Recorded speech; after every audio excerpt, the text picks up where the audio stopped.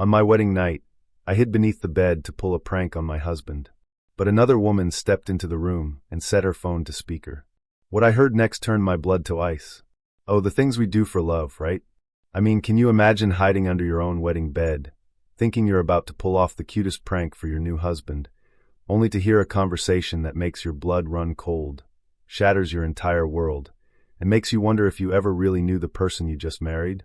Because that's exactly what happened to me on what was supposed to be the happiest night of my life. The dust under the bed was tickling my nose, and I had to press my hand so hard over my mouth to keep from sneezing. I was flat on my stomach, my expensive white wedding dress crushed against the hardwood, delicate lace catching on the rough rug. It was ridiculous, I know. A 30-year-old woman, playing hide-and-seek on her wedding night like a child. But I just had to see the look on Preston's face. I had this whole scene in my head. He'd walk into our bridal suite, maybe loosen his tie, call out my name in that soft, confused voice I loved so much. Valerie? Val. And then, surprise, I'd roll out, probably a mess of tulle and silk, and we'd collapse onto the bed laughing. It was supposed to be the start of our happily ever after. We'd just spent 6 hours dancing, cutting cake, shaking hands with people I barely knew. Now finally it was just us. Or so I thought. The heavy mahogany door creaked open. I bit my lip, suppressing a giggle. My muscles tensed, ready to spring. But the footsteps, they were wrong. They weren't Preston's confident, heavy strides. These were sharp, staccato clicks. Asterisk clack. Clack, clack, asterisk high heels. Expensive ones. I froze. Through the tiny gap between the duvet and the floor, I saw a pair of silver designer stilettos stop right in the middle of the room. My heart hammered against my ribs. I recognized those shoes immediately. They belonged to Brenda, my brand new mother-in-law. Yes, Shanice, I'm in the suite now. Brenda's voice rang out, sharp and imperious. She wasn't whispering. She sounded like she owned the place. She put her phone on speaker and tossed it onto the bed, the very bed I was hiding under. The mattress springs groaned above my head, pressing down slightly. Did they leave yet? A tiny, female voice asked from the phone. Preston is downstairs handling the final bill with the caterers, Brenda scoffed. And the girl, well, who knows where she is? Probably in the bathroom fixing her cheap makeup. Cheap makeup? Just hours ago, this woman had hugged me, tears in her eyes, welcoming me into the family. She had called me a blessing. Now she was pacing, her heels echoing like gunshots. Clack, clack, clack. So is it done? Shanice asked. It's done, Brenda said. The sound of a lighter flicking, followed by a long exhale. Smoke drifted down towards the floor. The ring is on the finger. The license is signed. We've got her locked down, and she has no idea. Valerie is a simpleton, a country mouse. She thinks she hit the jackpot landing my son. She has no idea she's just a glorified placeholder. My blood drained from my face. My hands turned ice cold. What was she talking about? But Brenda, the voice on the phone continued, are you sure about the condo? If they divorce, won't she take half? We have it all mapped out, Brenda replied, her voice dropping to a conspiratorial tone that made my stomach churn. They lived together for a year, maybe 18 months tops. Enough to make it look real. Then Preston starts the complaints. We make her look unstable. Or better yet, we make her life so miserable she leaves on her own. We have the receipts showing Preston paid the down payment. We'll claim the condo in court. She won't have the money for a decent lawyer. I clamped both hands over my mouth, tears stinging my eyes. The condo, our beautiful penthouse in downtown Atlanta, it was legally in my name, but I had let Preston handle the transaction, to boost his ego, to make him feel like the provider. She's practically an orphan, Brenda continued, kicking off one of her shoes. It landed inches from my nose. Her father is some retired nobody living on a pension in Florida. She has no support system. Once we take the assets, she'll go back to whatever trailer park mentality she came from, and Preston will finally be free to marry someone with actual class. Someone like Kendra. Kendra, the name hit me like a physical blow. Kendra was Preston's childhood friend. The woman who had been at the wedding today, wearing a red dress that was a little too tight, smiling a little too widely. Preston is on his way up, Brenda said, blowing smoke towards the ceiling. He just needed a stepping stone. And Valerie, well, she's a very sturdy stepping stone. We'll sell the condo, invest the money in the firm, and he'll be set for life. I lay there, my body trembling so hard I was terrified the floor would vibrate. This wasn't a prank. This wasn't a misunderstanding. This was a heist. My marriage, my love, my life, It was all just a long con to steal a piece of real estate. Suddenly, Brenda stopped pacing. "Wait," she murmured. She walked towards the bed. I saw her feet turn towards me. She crouched down. I stopped breathing. My heart stopped beating. Through the gap, I saw her hand reach out, long manicured nails scraping against the hardwood inches from my face. She picked up something. My pearl earring. I must have dropped it when I crawled under. She held it up, inspecting it. "Cheap junk," she muttered, tossing it onto the bedside table. "Probably plastic." She stood up again, and I nearly fainted from relief. But the relief was short-lived. The door handle turned. "Mom!" Preston's voice called out. "In here, sweetheart," Brenda cooed, her tone instantly switching from cold predator to doting mother. My husband walked into the room. The man I had vowed to love and cherish not 3 hours ago.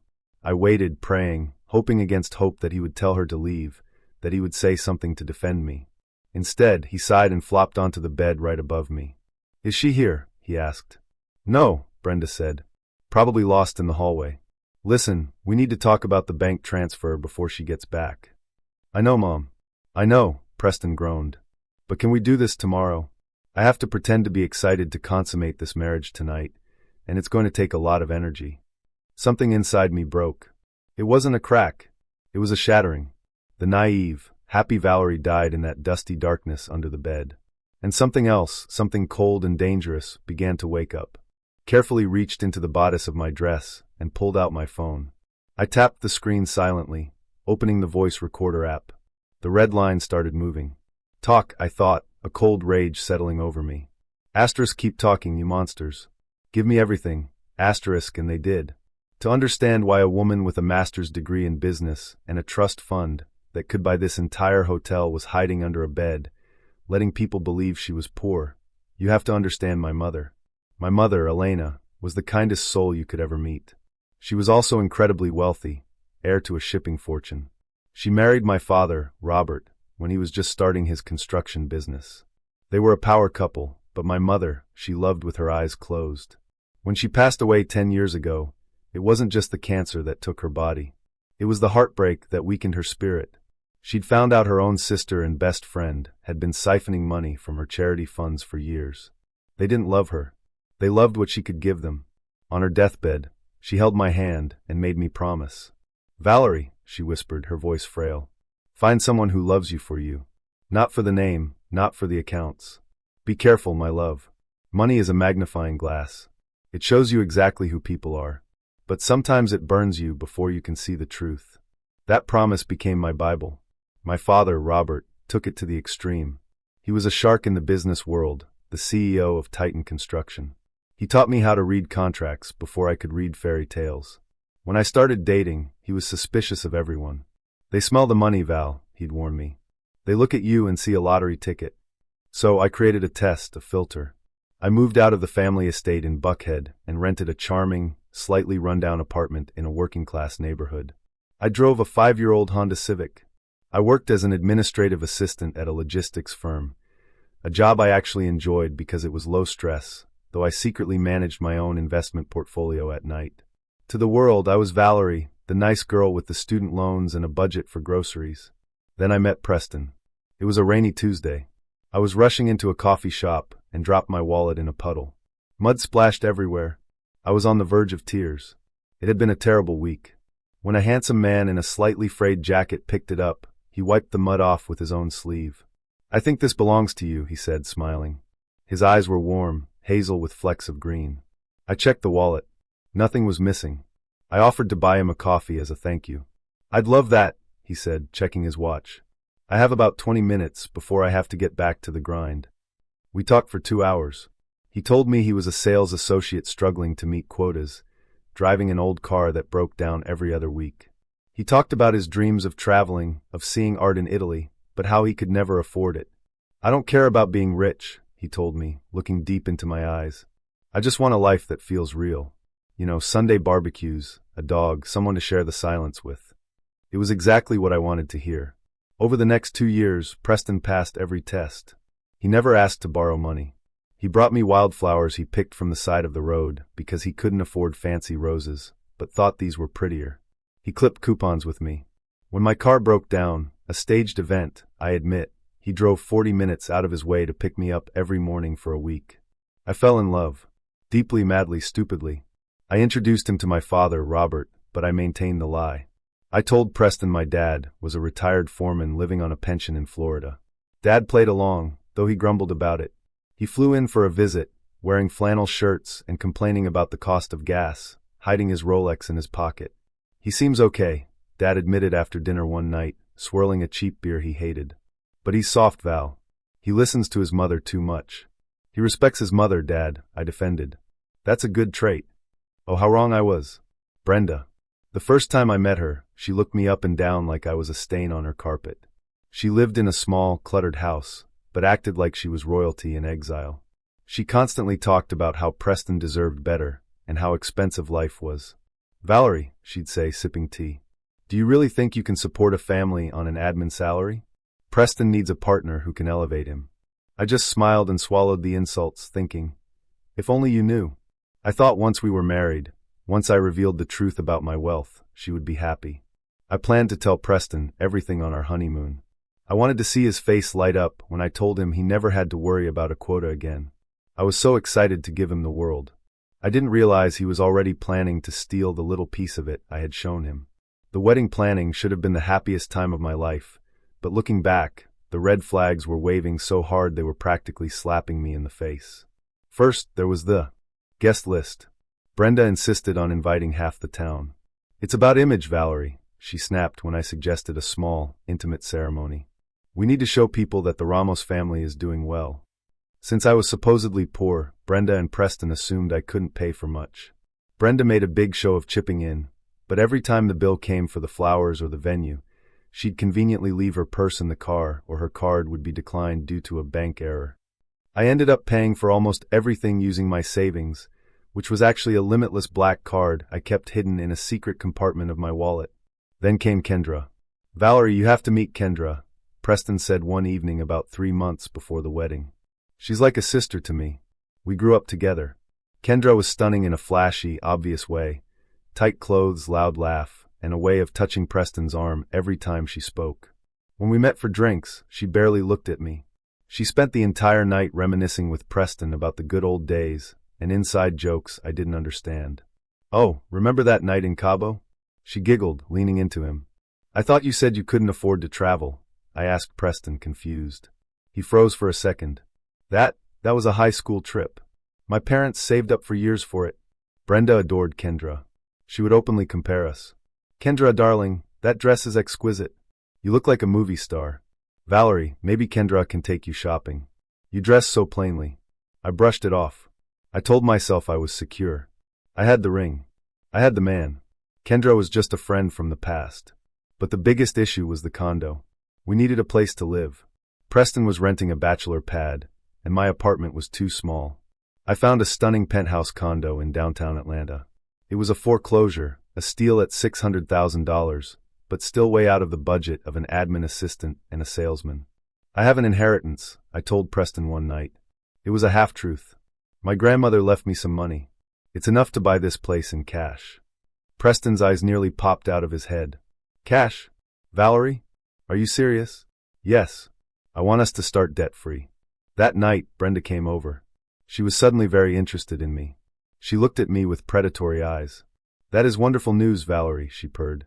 But you know, buying property is complicated. Taxes, insurance, liability. You've never handled real estate. Preston deals with contracts all day. I can handle it, I said. Of course you can, Preston said, taking my hand. But baby, think about the optics. My mom is right. Plus, I want to feel like I'm contributing. If you put the money in my account, I can write the check. I can handle the negotiations with the HOA. It'll make me look like the man of the house to the neighbors. Please, for my pride. It sounded so stupid, but he looked so earnest. And Brenda was nodding along. It's a respect thing, Valerie. A wife shouldn't emasculate her husband before the marriage even starts. So I did it. I transferred the funds. But I wasn't an idiot. My father raised me better than that. I had my lawyer, Justine, draft the deed. The money went through Preston's account to show the transaction, but the deed to the property? That was 100% in my name. Preston, however, didn't read the fine print of the closing documents. He just saw the money hit his account and then leave it. He thought because he wrote the check, he owned the house. He thought he had played me. I remembered the day we got the keys. Preston spun me around in the empty living room. Our castle, he said. My castle, I whispered into his shoulder, though he didn't hear me. Now lying under the bed, hearing Brenda talk about claiming the condo, the pieces fell into place. They didn't know the deed was solely mine. They thought it was marital assets bought with his money because the check came from his account. They thought they could argue that I contributed nothing. Brenda's voice snapped me back to the present. When does the lease on your apartment run out, Kendra? Brenda asked on the phone. The name jolted me. Kendra was on the speakerphone. No, wait. Brenda was talking to Preston now, asking about Kendra. Her lease is up in 6 months, Preston said, his voice muffled as he buried his face in a pillow. That's why we need to speed this up, Mom. I can't have her crashing on her sister's couch forever. Plus, the baby needs a room. The world stopped. The silence under the bed was deafening. The baby. I clamped my hand over my mouth so hard I tasted blood. The words hung in the air like toxic smoke. The baby. Don't worry about the baby, Brenda said, her tone dismissive yet practical. We'll set up the nursery in the second bedroom once Valerie is gone. We can paint over that hideous yellow she chose. My stomach lurched violently. I felt like I was going to vomit right there on the rug. Kendra was pregnant. Preston, my husband of less than 24 hours, had gotten his sister-like friend pregnant. I just feel bad, Mom, Preston said. For a second, a tiny spark of hope flared in my chest. Maybe he had a conscience. Maybe he actually cared about me. Bad about what? Brenda snapped. About securing your future? No, just... Valerie is nice. She's cooked for me. She washed my car. She looks at me like I'm a hero. It's going to be brutal crushing her like that. Oh, spare me the tears. Brenda scoffed. She's a nobody, Preston. You said it yourself. She's boring. She reads books on weekends instead of networking. She wears clothes from Target. Do you want to be married to a coupon clipper for the rest of your life? Or do you want to be with Kendra, who actually knows how to shine in high society? Kendra is fire, Preston agreed, his voice changing, becoming lustful. Valerie is oatmeal. Oatmeal. That single word hurt more than the financial betrayal. I had dimmed my light for him. I had hidden my designer wardrobe, my knowledge of fine wine, my connections to senators and CEOs, all to make him feel comfortable. I became oatmeal because I thought he wanted simple, wholesome love. Exactly, Brenda said. Now, did you get the bank notifications? Did the rest of the wedding cash deposits clear? Yeah, about 10 grand. It's in our joint account. Good. Tomorrow you transfer half of that to my account for wedding reimbursement expenses. We need to drain that joint account slowly, so when you file for divorce there's nothing for her to take. Got it. And the condo. You have the receipts. I have the transfer receipt from my bank account to the seller. It shows I paid the $600,000. She can't prove where that money came from if we say it was a private loan from family that I'm paying back. They were so confident. So incredibly stupid and confident. They had no idea about forensic accounting. They had no idea that my pensioner father had a legal team that ate sharks like them for breakfast. All right, get up, Brenda ordered. Go wash your face. You look guilty. When she comes back, you need to perform. Smile. Talk about the future. Make her feel safe. I really don't want to sleep with her tonight, Mom, Preston whined. You have to consummate the marriage, Brenda insisted. It makes the annulment harder for her to get later if she tries that route. We need this to be a divorce so we can split assets. Fine, Preston groaned. He stood up from the bed. The mattress lifted, relieving the pressure above me. I'll go check the hallway. Maybe she's crying in the stairwell or something. I'm leaving, Brenda announced. I took the spare key from her purse earlier. I'll let myself out. Asterisk, she took my key. She went through my purse. Asterisk, the violation made my skin crawl. I watched Brenda's silver heels clack towards the door. Preston's dress shoes followed. Good night, Mom. Thanks for everything. Anything for my boy. Just remember the plan. 1 year, then you're free. The door clicked shut. Silence returned to the room. But it wasn't peaceful. It was heavy, charged with the energy of my shattered life. I waited 5 minutes. 10. I needed to be sure they were gone. Slowly, painfully, I wiggled out from under the bed. My body ached. My beautiful dress was gray with dust. I stood up and caught my reflection in the mirror. My hair was disheveled. My makeup smeared. But my eyes were clear. I didn't cry. I didn't scream. A cold, mechanical calm took over. It was the same calm my father used when he was about to hostilely take over a rival company. I walked to the closet. I stripped off the wedding dress, the symbol of my stupidity, and threw it into the corner. I pulled on a pair of jeans and a hoodie I had packed for the morning after brunch. I grabbed my purse. Brenda had indeed taken the spare house key, but my car keys were still there, and my black card. I opened the door to the hallway. It was empty. Preston must have actually gone down to the lobby or the bar to work up the courage to sleep with me. I didn't take the elevator. I took the stairs, running down 12 flights in my sneakers. I burst out into the cool night air, found my beat-up Honda Civic, which had a Porsche engine under the hood, my one little indulgence, and tore out of the parking lot. I wasn't going to the condo. I wasn't going to cry in a hotel. I punched a number into my car's Bluetooth system. "Dad," I said when he answered on the second ring. "Valerie, it's 1 a.m. Is everything okay?" "No," I said, my voice steady. "You were right about everything. I need you to wake up Justine. I'm coming to the estate. We're going to war." The drive to Buckhead usually took 40 minutes. I made it in 20. I pulled up to the massive iron gates of my father's estate. The security camera recognized my license plate, and the gates swung open silently. As I drove up the winding driveway lined with century-old oaks, I felt the shedding of Valerie, the admin assistant. I was returning to my kingdom. My father was waiting on the front porch, wearing his silk robe, a cigar unlit in his hand. Next to him was Justine, my best friend and the fiercest corporate lawyer in Atlanta. She was wearing pajamas but had a laptop open on the outdoor table. I slammed the car door shut and walked up the steps. Dad looked at me, the dust on my hoodie, the hard set of my jaw, and he didn't say, "I told you so." He just opened his arms. I hugged him, and for exactly 10 seconds, I let myself be a little girl. I let one sob escape. Then I pulled back. "They planned it," I said, my voice crisp. "Preston, his mother, and Kendra. They want the condo. They want to drain the accounts." "Kendra is pregnant," Justine gasped. "Pregnant on your wedding day?" "Yes," I said. I recorded everything. I placed my phone on the glass table and hit play. In the quiet night air, Brenda's voice sounded even more demonic. We listened to the whole thing. The oatmeal comment, the plan to make me miserable, the embezzlement of the wedding money. When it finished, my father's face was a mask of fury. He snapped the unlit cigar in half. "I will bury him," he growled. "I will buy the company he works for and fire him. I will have that mother of his evicted by noon." "No," I said. "That's too fast. That's too easy." I looked at Justine. "If we attack now, they play the victim. They'll say I'm a crazy, jealous wife. They might even try to fight for the condo, claiming verbal contracts or some nonsense. I want to crush them completely. I want them to think they won. And then I want to pull the rug out so hard they never stand up again." Justine cracked her knuckles, a wicked smile spreading across her face. "I like where this is going. What's the plan?" "First," I said, "the condo. They think they have a claim because the money flowed through his account. We need to lock that down." "Easy," Justine said, typing furiously. "Since the deed is in your name, we create a post-nuptial agreement. We frame it as an insurance requirement. We tell Preston that because the building has high liability, the insurance company requires a clear title holder to minimize risk. We slip in a clause that waives all his marital interest in the property in exchange for, let's say, a lower insurance premium. He's greedy," I added.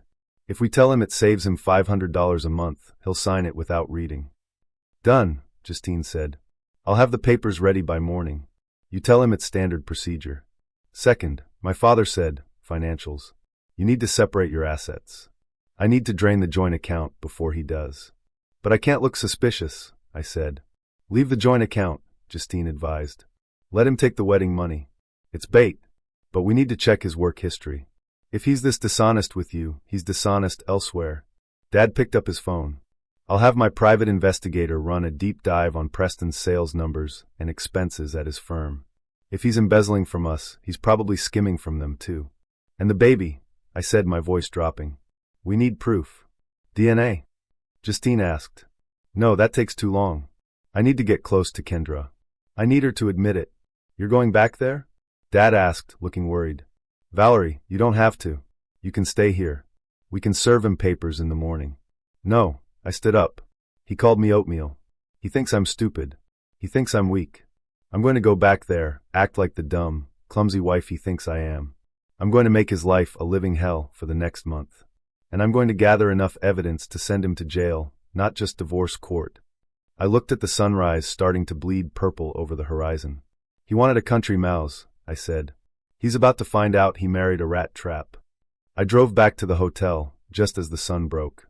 I sneaked back up the stairs, changed back into my pajamas, fixed my hair. I crawled into bed next to Preston. He smelled like stale champagne and deception. He stirred, opening one eye. "Val," he mumbled. "Where were you?" "I couldn't sleep," I whispered, giving him a wide, vacuous smile. "I was just so excited about our future, honey. I was downstairs planning our life." He groaned and rolled over, turning his back to me. "That's nice, babe. Go to sleep." I stared at the back of his head. Sleep tight, Preston. It's the last peaceful rest you'll ever have. The next morning, the performance of a lifetime began. I woke up before Preston and ordered room service. The most expensive items on the menu: lobster Benedict, truffle fries, champagne. When the bill came, I signed room 402 with a flourish. Preston woke up, rubbing his eyes. "Whoa, what's all this?" "Celebration breakfast," I chirped. "I figured since we have all that wedding money, we should treat ourselves." Preston flinched. Val, we need to be careful with that money." "Mom, we agreed to save it for a rainy day." "Oh, don't be a spoilsport." I popped a strawberry into my mouth. "I also booked a couple's massage at the spa. It's $600 non-refundable." His jaw tightened. I could see him mentally subtracting $600 from the money he planned to steal for Brenda. "Valerie, you should have asked me." "But I'm your wife. Isn't my money your money?" I batted my eyelashes innocently. "By the way, I accidentally dropped your phone in the ice bucket. It's in rice now." "You what?" He scrambled out of bed. I hadn't dropped it, of course, but I had disabled the fingerprint ID while he was sleeping so I could access it later. We moved into the condo 2 days later. That's when I turned the dial up to 10. Brenda came over to inspect the place. She walked in like she was the landlady, running her finger over the countertops. "This place is dusty," she criticized. "Valerie, you need to be more diligent." "Oh, Brenda, I'm so glad you're here," I exclaimed. I decided to do laundry, but this machine is so complicated. I led her to the laundry room. Inside the washing machine, churning in hot water and heavy-duty bleach, was her prized possession: a vintage faux fur coat she had left at Preston's bachelor pad, which I had helpfully brought over to clean. Is that my coat?" Brenda shrieked. "Yes. I wanted to surprise you by cleaning it." I beamed. She ripped the machine open. Water spilled everywhere. She pulled out a soggy, matted lump of gray fur that looked like a drowned rat. "You idiot," she screamed. "This is dry clean only. It cost $2,000. "Oh no!" I started crying fake tears. I just wanted to help. The tag was so small. Preston ran in. "What's happening?" "She ruined my coat," Brenda yelled. "Look at this." "I'm sorry," I wailed, burying my face in Preston's chest. "I'm just a simple girl. I don't know about fancy coats." Preston looked at his mother, then at me. He was furious, but he remembered the plan. He had to keep me happy. It's okay, Mom," he said through gritted teeth. "It was an accident. Val didn't know. She's a liability." Brenda hissed, storming out with her wet coat. That night, while Preston was seething on the couch, I brought out the paperwork Justine had prepared. "Honey," I said, sniffling, "I feel so bad about the coat. I want to make sure I don't mess anything else up. The insurance company sent this over today. They said, because the condo is high value, the liability policy is huge." But I paused for effect. "If you sign this waiver saying you're not the primary owner, the premium drops by $500 a month. Since I caused you to lose money today, I thought saving money here would help." Preston's eyes lit up at $500 a month. "Let me see." He skimmed it. It was thick, full of legal jargon. He saw the words "insurance liability waiver" at the top, which Justine had cleverly bolded, and missed the paragraph about relinquishing all marital claims to real property. "Yeah, okay," he said, grabbing a pen. "At least you're trying to fix your mess." He signed it. I watched the ink dry. Click, the trap snapped shut. Over the next 2 weeks, I was a tornado of incompetence. I cooked dinner every night, but I accidentally used salt instead of sugar in his coffee. I shrank his favorite cashmere sweaters. I forgot to pay the internet bill, so he couldn't play his video games for 3 days. I was driving him insane, and the more annoyed he got, the more he ran to Kendra. I tracked him. My PI father had installed a GPS on Preston's car. Every time Preston said he was working late, he was at Kendra's apartment. One night, he came home smelling of her perfume, a cheap vanilla scent. Work was brutal, he sighed, lying down. You work so hard, I said, massaging his shoulders. You deserve a break. Why don't we throw a dinner party? Eh, what? A dinner party for your family? Your mom is still mad about the coat. I want to make it up to her. Let's invite everyone. Brenda, your cousins, and Kendra, too. She's your best friend, right? Preston hesitated. I don't know, Val. You're not exactly a master chef. I'll practice, I promised. Please? I want to show them I can be the perfect wife. He smirked. I knew what he was thinking. Asterisk, let her embarrass herself. It'll make the divorce narrative easier. Everyone will see she's incompetent. Asterisk, fine, he said. Next Saturday, but don't screw it up. I won't, I smiled. The invitation list grew rapidly. Brenda, seemingly eager to witness another one of my failures, invited her sister, her 2 gossiping nieces, and of course Kendra. It was going to be a full house of people who despised me. Justine came over while Preston was at work to help me prep. In reality, we were installing tiny cameras in the living room and dining room. You sure about this? Justine asked, checking the feed on her tablet. It's going to be brutal. I need witnesses, I said, chopping onions with aggressive precision. I need them to say the worst things possible on camera, and I need to confirm the pregnancy. On the day of the party, I woke up early. I went to the store and bought the cheapest, lowest quality ingredients I could find: fatty ground beef, wilted vegetables, a box of wine that cost $9. I also went into the bathroom while Preston was showering. I rummaged through his gym bag, the one he took to work, but actually took to Kendra's. Inside, hidden in a side pocket, was a receipt from a pharmacy, prenatal vitamins. Date yesterday. Got you. I pocketed the receipt. The guests started arriving at 6 p.m. Brenda walked in first, wearing a new dress that I suspected was bought with the wedding reimbursement money Preston had transferred to her. Well, she sniffed, looking around. At least you swept the floor this time. Welcome, Brenda, I chirped, handing her a glass of the cheap wine. She took a sip and grimaced. What is this vinegar? It's an artisanal blend, I lied. Then came Kendra. She walked in holding Preston's arm a little too tightly. She was wearing a loose-fitting dress, trying to hide her small bump, but I saw the way she subconsciously rested her hand on her stomach. Hi, Valerie, she said, her voice dripping with fake sweetness. House looks cozy. Hi, Kendra. So glad you could come. You're glowing, I said, staring directly at her midsection. She flinched and pulled her hand away. Preston stepped between us. Okay, let's get drinks. I'm starving. I went to the kitchen. The menu for the night: overcooked, rubbery roast beef, mashed potatoes with lumps, and a salad that was mostly iceberg lettuce stems. As I worked, I listened to the monitor from the living room camera. God, this wine is swill, Brenda's voice came through. I can't believe he married her. Even for the money. Shush, Mom, Preston whispered. Just a few more months, then we get the condo, sell it, and we get the big house in the suburbs. I hate hiding it, Kendra whined. My back hurts. I want to be able to post pictures of us. Soon, babe. As soon as we kick the country mouse back to the trailer park, Preston laughed. I stood in the kitchen, gripping the edge of the counter. My knuckles turned white. Country mouse. I took a deep breath. I reached into my pocket and pulled out the special seasoning I had prepared. It wasn't poison. I wasn't a criminal. But it was a very liberal amount of salt and vinegar for the sauce. Dinner is served, I called out cheerfully. We all sat down. The table was set. The flying monkeys, Brenda's nieces, were snickering at my mismatched napkins. So Valerie, Brenda started, stabbing at the rubbery meat. Preston tells us you're thinking of taking a cooking class. Clearly, you haven't started yet. The table erupted in laughter. Preston chuckled along, squeezing Kendra's hand under the table. Actually, I said, my voice shaking slightly, great acting. I tried really hard on this. Trying isn't doing, honey, Kendra said, smirking.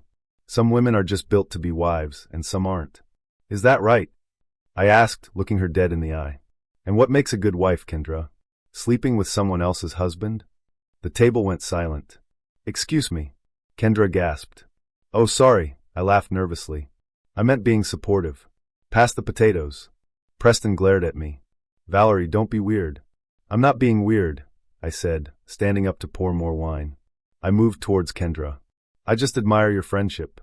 It's so close. I tripped on the rug. The pitcher of red wine flew out of my hands.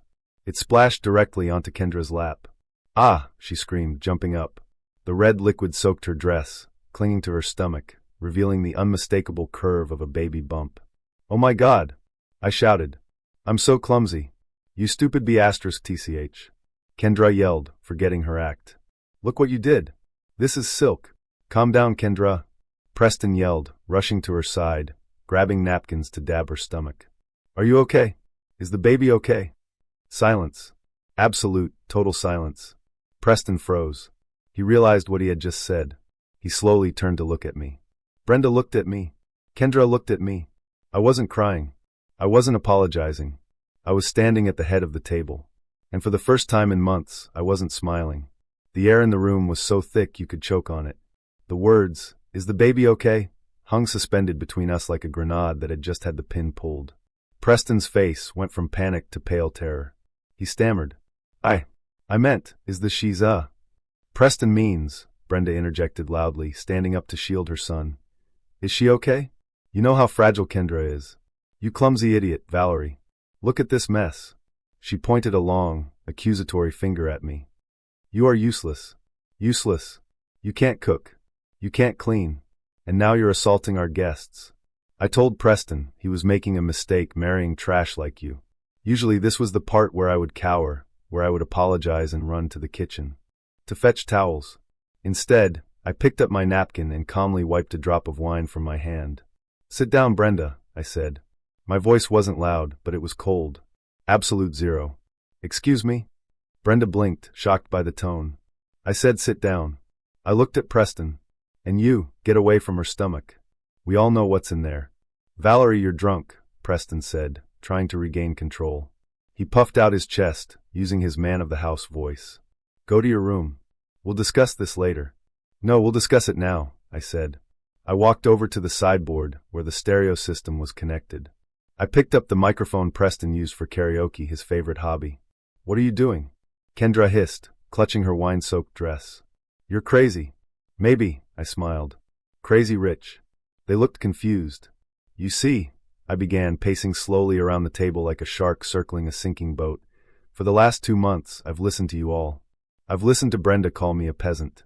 I've listened to Preston call me oatmeal. I've listened to Kendra laugh about how she's going to redecorate my nursery. You were listening? Preston asked, his voice trembling. Oh honey, I was doing a lot more than listening. I reached into my pocket and pulled out the receipt for the prenatal vitamins. I slammed it onto the table. Walgreens. Dated 2 days ago. Purchased by Preston Ramos. Prenatal vitamins. Preston's mouth opened and closed like a fish. And this? I pulled out the insurance waiver he had signed. Do you remember this, Preston? The insurance thing? It's a post-nuptial agreement, I said clearly. In it, you voluntarily waived all rights to this property. You admitted that 100% of the funds used to purchase it were mine, and you have no claim to it in the event of a divorce. You signed away the condo, Preston. You signed away your golden ticket for $500 a month. Brenda's face turned purple. You tricked him. That won't hold up in court. Oh, it will, I said. My lawyer Justine, the one you called that cheap attorney friend, is actually a senior partner at Darby and Associates. She ironclad that document. Who cares? Kendra yelled. Preston is leaving you anyway. He loves me. We're going to be a family, and you're going to be alone with your cats. Am I? I laughed. Preston, tell them where you got the money for Kendra's car, and for Brenda's new dress, and for this wedding reimbursement. Preston was sweating profusely now. I saved it from my commissions. No, I said. You stole it from Titan Construction accounts. You inflated invoices. You thought nobody would notice because Titan is a huge company. So what? Brenda screamed. Titan doesn't know. I walked over to the door. I placed my hand on the knob. That's the funniest part, I said, looking back at them. You guys really didn't do a background check on me, did you? You assumed Valerie was just Valerie. What are you talking about? Preston whispered. My last name isn't just Smith, I said. It's Smith Vanderbilt. My father is Robert Smith, the CEO and owner of Titan Construction. The silence this time was heavy. It was the sound of 3 worlds colliding and shattering simultaneously. Brenda grabbed the edge of the table to steady herself. No, that's a lie. Your father is a pensioner in Florida. He's in Florida right now, I nodded. On his yacht. Preston looked like he was going to faint. He had been stealing from his wife's father. He had been calling the heiress to the company he worked for oatmeal. You're the heiress? Preston squeaked. Yes, I said. And the only reason I didn't fire you immediately was because I wanted to see how deep the rot went. And wow, you guys are rotten to the core. Valerie, baby. Preston took a step forward, his hands up. Wait, we can explain. First, I was confused. Mom made me. Don't you dare blame your mother. Brenda shrieked, but her eyes were darting around, looking for an exit. It's too late for explanations, I said. I have the embezzlement records. I have the audio of you conspiring to defraud me. I have the proof of adultery. I tapped the microphone. And just so we're all on the same page, I said, my voice dropping to a whisper that echoed through the room, I want you to hear exactly what I heard on my wedding night, just so you know that I didn't hide under the bed for nothing. I pulled out my phone and connected it to the Bluetooth speaker. The room filled with static. And then Brenda's voice boomed out, loud and clear. The girl is a simpleton. We'll claim the condo. She has no idea she's just a glorified placeholder. Brenda covered her ears. Kendra started crying. Preston sank into his chair, putting his head in his hands. But I wasn't done. The recording played on. My voice from the past, terrified, hiding under the bed, was silent, but Brenda's voice filled the dining room with toxic clarity. We'll claim the condo. She has no idea she's just a glorified placeholder. Preston looked like he was physically shrinking. He sat slumped in his chair, his face a mask of gray ash. Kendra was sobbing now, loud, ugly gasps that smeared her mascara down her cheeks. But Brenda, even now cornered like a rat, she tried to bare her teeth. Turn it off. Brenda screeched, lunging for the phone. This is illegal. You can't record people without their consent. It's inadmissible. I snatched the phone away before her claw-like hands could reach it. Actually, Brenda, I said, my voice commanding the chaos. Georgia is a one-party consent state. As long as one person in the conversation knows it's being recorded, me, it's entirely legal and entirely admissible.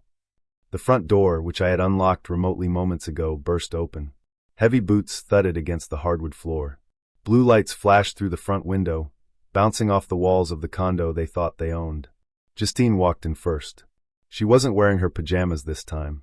She was in a razor-sharp charcoal suit, holding a leather folder like a weapon. Behind her were two uniformed officers and a detective I recognized from my father's security detail, Detective Miller, who worked with the fraud division. Preston Ramos. Detective Miller announced, his voice booming. You are under arrest. Preston scrambled up, knocking his chair over. Arrest for what? I didn't do anything.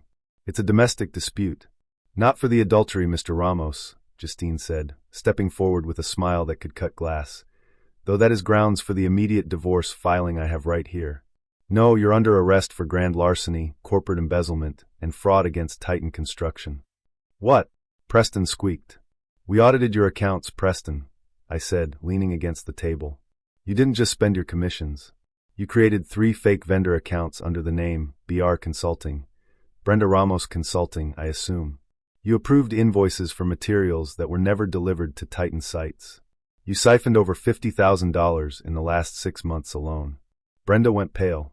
I didn't know where the money came from. He told me it was a bonus. The checks were deposited directly into your personal account, Mrs. Ramos, Detective Miller said, pulling out a pair of handcuffs.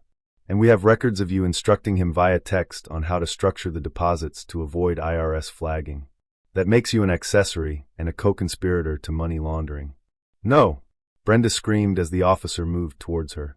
I am a respectable woman. You can't touch me. Get away. The officer wasn't interested in her social standing. He spun her around. The sound of handcuffs clicking shut was the most beautiful music I had ever heard.